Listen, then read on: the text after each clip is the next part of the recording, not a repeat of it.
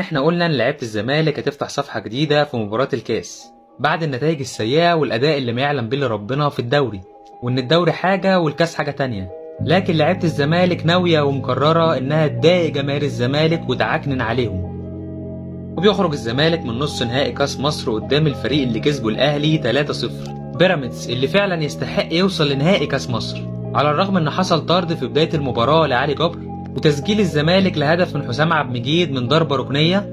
لكن نادي بيراميدز لا تاثر بالطرد ولا تاثر بالهدف، لكن على العكس تحس ان الزمالك هو اللي ناقص وبيراميدز هو اللي كامل. وبيقدر وليد الكارتي تعديل النتيجة وإحراز هدف التعادل لنادي بيراميدز بعد تمريرة من أحمد فتحي لرمضان صبحي لوليد الكارتي، بعد ما لعيبة الزمالك وعواد سابوا الكورة على أساس إن هي أوفسايد.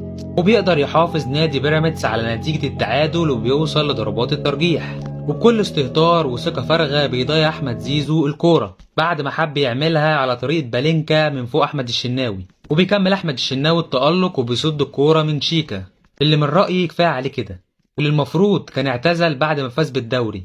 وكده بيراميدز بيتأهل للمباراة النهائية، ومنتظر الفائز من مباراة الأهلي وسموحة. وشكرا.